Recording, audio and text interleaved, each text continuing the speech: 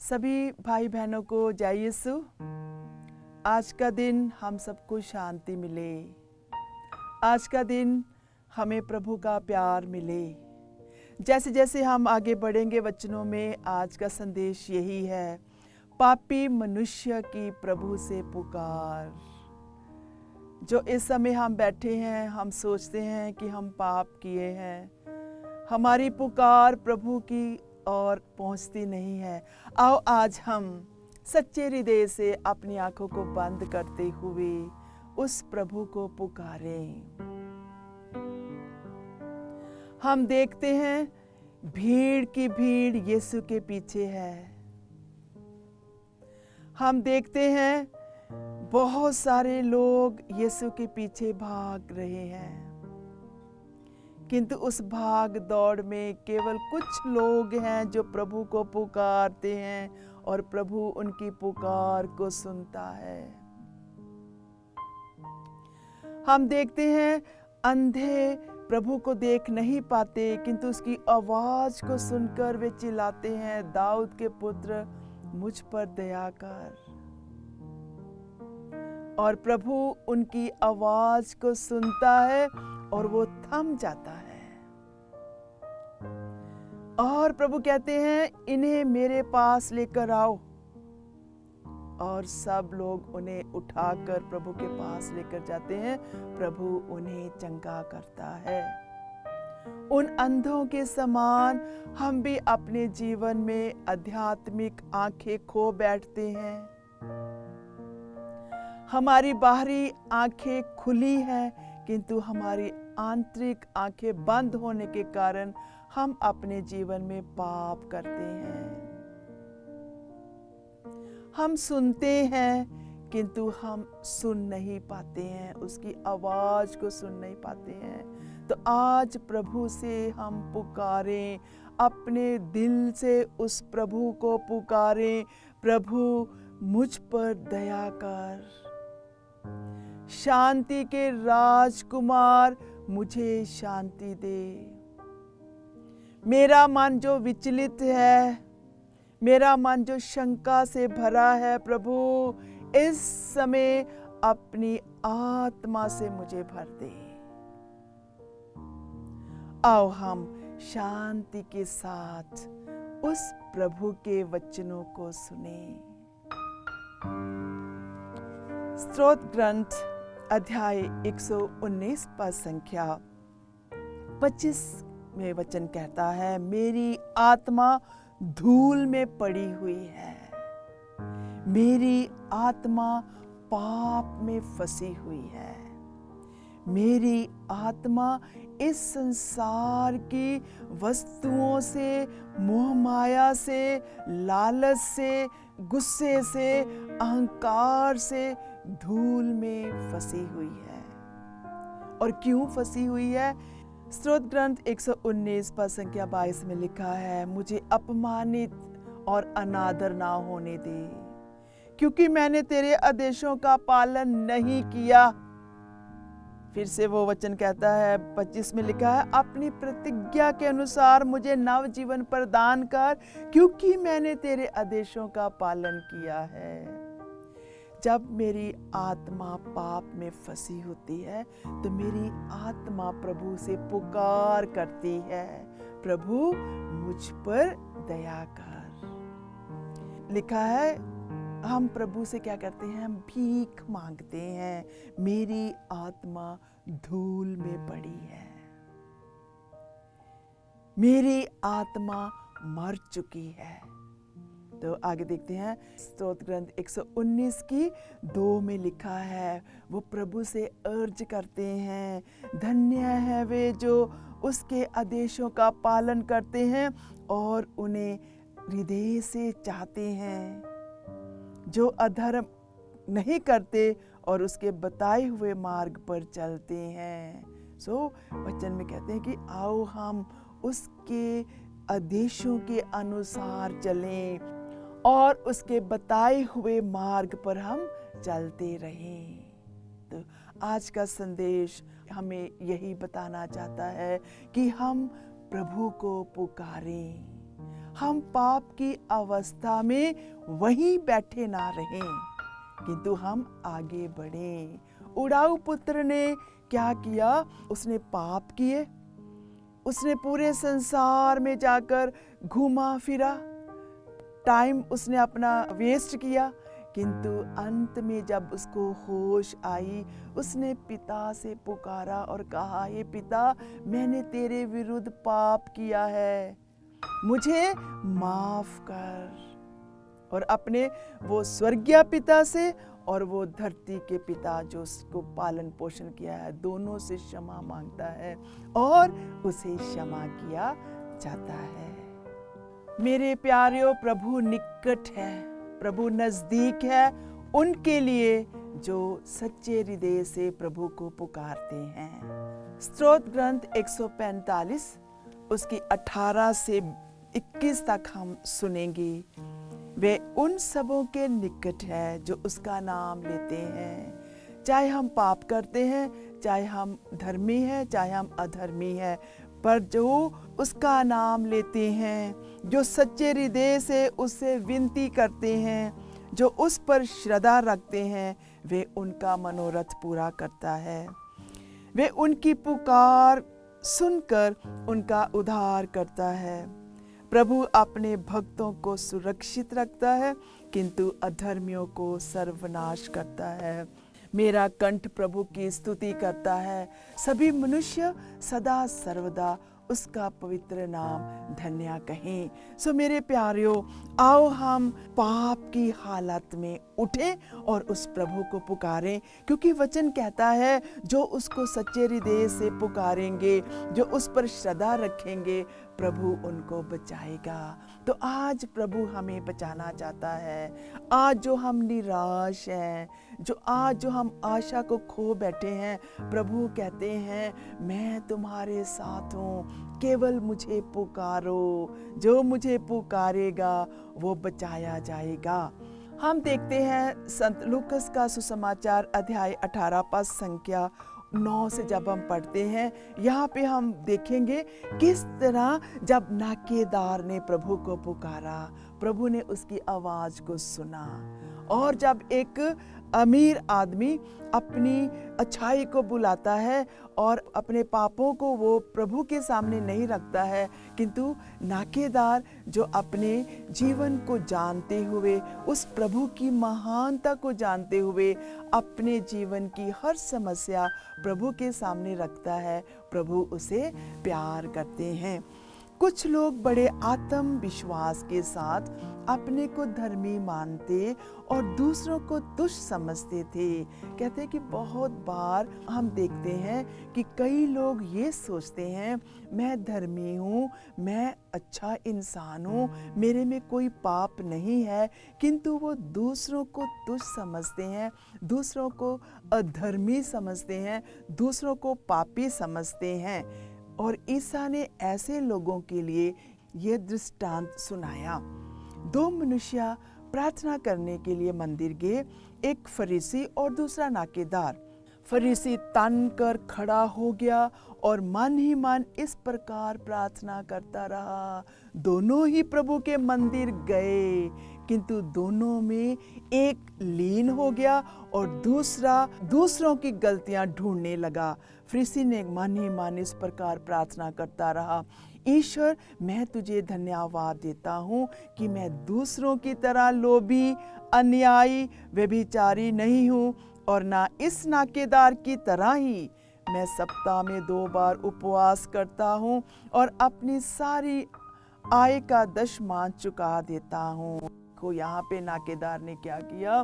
प्रभु के सामने उसने वो ईमानदारी से अपने हृदय को प्रभु के सामने ना रखते हुए वे घमंड के साथ उसने प्रार्थना की कि मैं दूसरों की तरह नहीं हूँ, मैं एक अच्छा इंसान हूँ, मैं व्यभिचारी नहीं हूँ, मैं अन्याय नहीं करता हूँ, मैं लोभ नहीं करता हूँ, किंतु मैं दूसरों की तरह नहीं हूँ, मैं उपवास रखता हूँ, मैं अपना दशमांश देता हूँ। मेरे प्यारियों, फरीसी के जीवन में प्रभु का प्यार नहीं था। वे केवल दिखावे के लिए उस गिरजाघर में जाता है और प्रभु से पुकार करता है, किंतु उसकी पुकार सही पुकार नहीं थी। उसकी पुकार अपने आप को शुद्ध दिखाने की पुकार थी। उसकी पुकार अपने आप को ये बताने के लिए सिद्ध करती है कि मैं अच्छे काम करता हूँ, मैं पाप नहीं करता हूँ। उसकी पुकार प्रभु के पास नहीं पहुँचती है, किंतु नाकेदार कुछ दूरी पर खड़ा रहा। उसने स्वर्ग की ओर आंख उठाने का साहस नहीं रहा। वह अपनी छाती पीट पीट कर ये कह रहा था, ईश्वर मुझ पापी पर दया कर।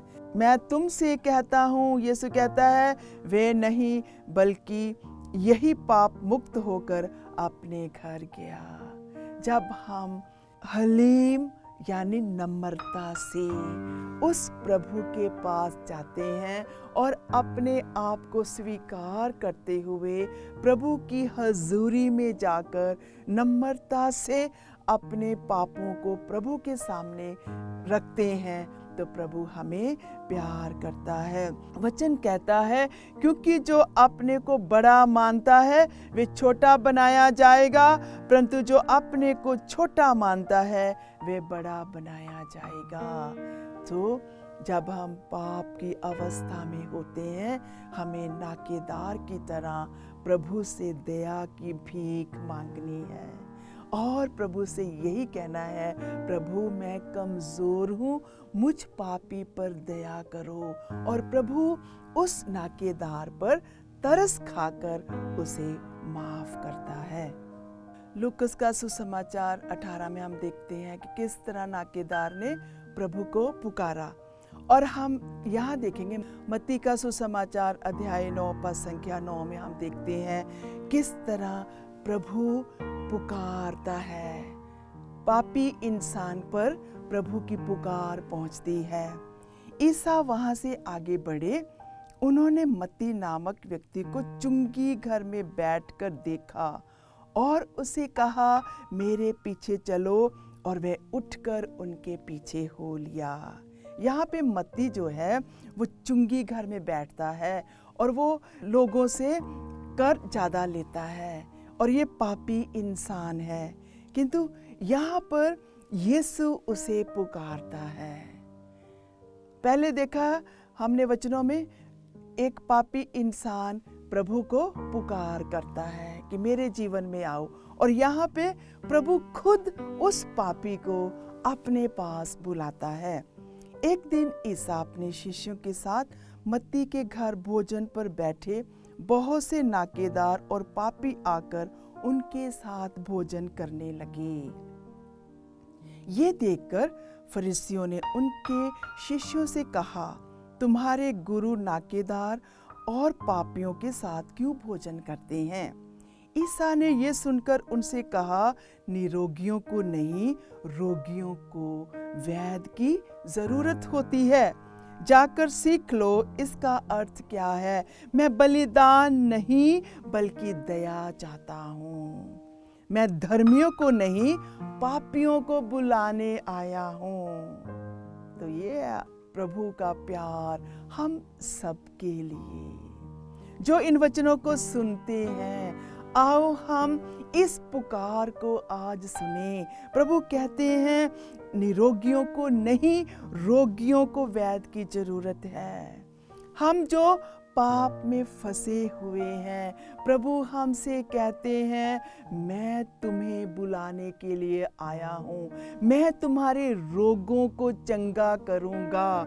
और जो रोग क्या है, जो पाप के साथ, पाप के द्वारा हमारे दिल में आए हैं, उन रोगों को चंगा करने के लिए प्रभु हमें बुलाता है। वे फरीसियों को कहता है, मैं इस संसार में इसलिए आया हूँ कि मैं पापियों का उद्धार करूँ।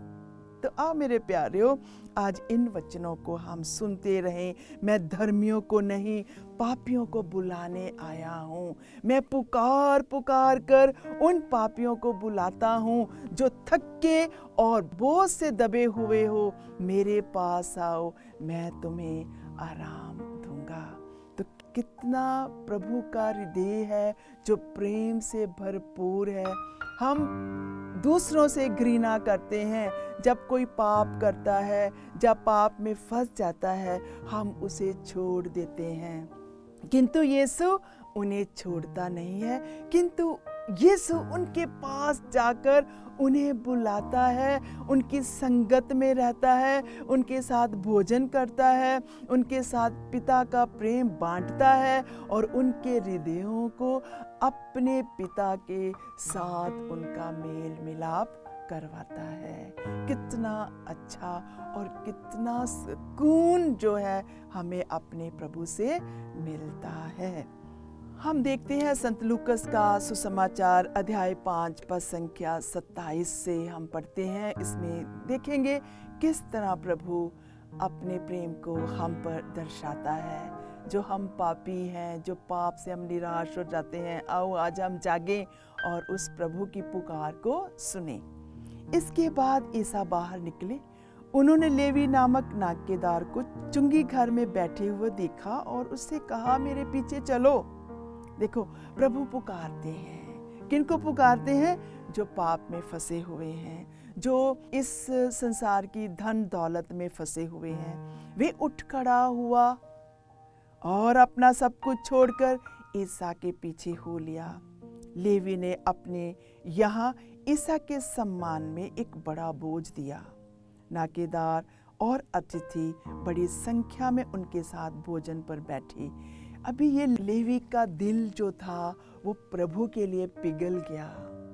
जब प्रभु ने उसे पुकारा, मेरे पास आओ, उसी समय उसने पाप की गद्दी को छोड़कर यीशु के पीछे हो लिया और वह बड़ा बोझ देता है, खाना पकाता है और सबको बुलाकर अपने उस घर में कहता है, सभी मेरे पास आओ और इस भोज में शामिल हो। क्यों वो कहता है? क्योंकि प्रभु की आवाज ने, प्रभु की पुकार ने उसके हृदय के पापों को हमेशा के लिए समाप्त कर दिया और वे प्रभु की सेवा में लग गया। वे समाज की सेवा में लग गया। उसने जो भी बटोरा था बेईमानी से, उसके पश्चाताप के लिए वे सबको भोज पर बुलाता है। फरीसी और शास्त्री भुनभुनाते और उनके शिष्यों से ये कहते, जब हम सच्चाई के रास्ते पर चलते हैं, जब हम पाप से उठकर प्रभु की ओर जाते हैं, तो लोग भुनभुनाते हैं, लोग हमें बुरा भला कहते हैं। तुम लोग नाकेदार और पापियों के साथ क्यों खाते पीते हो? ईसा ने उन्हें उत्तर दिया, निरोगियों को नहीं, रोगियों को वैद्य की जरूरत है। मैं धर्मियों को नहीं, पापियों को पश्चाताप के लिए बुलाने आया हूँ। तो मेरे प्यारियों, आज प्रभु हमें कहता है, मैं तुम्हें बुलाने के लिए आया हूँ ताकि तुम पश्चाताप करो। यीशु कहते हैं, मैंने तुम्हारे पापों का प्रायश्चित किया है, मैंने तुम्हारे पापों के पश्चाताप के लिए एक महान बलिदान चढ़ाया है। मैं आज तुम्हें बुलाता हूँ, मेरे पास आओ।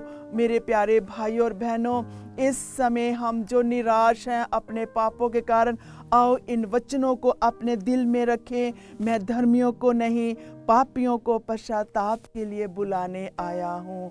आज प्रभु हमें बुलाता है। मेरी आत्मा जो पाप की धूल में फंसी हुई है, उस धूल से मुझे साफ करने के लिए आज प्रभु बुलाता है। आओ हम प्रार्थना करें। आओ हम उस पिता के प्रेम को अनुभव करें। हमारी पाप की हालत में आओ हम नाकेदार के समान उस प्रभु के पास जाएं। आओ हम प्रार्थना में उस प्रभु के पास जाएं। प्रभु कहते हैं, मैं पापियों के पश्चाताप के लिए बुलाने के लिए आया हूँ। प्रभु आज हमें पश्चाताप करने वाली आत्मा दो। हमारा हृदय जो पाप से, अंधकार से भरा हुआ है, उस अंधकार को अपने प्रकाश से भर दे प्रभु। हमारी हर परेशानी जो हमारे जीवन में है, रुकावट है पाप के कारण प्रभु, उन रुकावटों को दूर करो। माँ मरियम की सिफारिश की राही हम प्रार्थना करते हैं। माँ, हमारे लिए दुआ कर ताकि हम आज पवित्र होकर प्रभु की संगति में बैठकर उसकी महिमा का बखान कर सकें। सारे संतों की प्रार्थना के द्वारा, सिफारिश के द्वारा प्रार्थना करते हैं। जो पाप से हमारी आत्मा धूल में फंसी हुई है, हे प्रभु हमें माफ कर और साफ कर। पवित्र आत्मा की भरपूरी से भर दो प्रभु। हम हमेशा तेरे प्रेम में आगे बढ़ते जाएं, तेरे वचनों को आगे रखते हुए प्रभु हम सदा सर्वदा तेरी आशीष में बने रहें। ये प्रार्थना करते हैं प्रभु यीशु के नाम से, आमीन।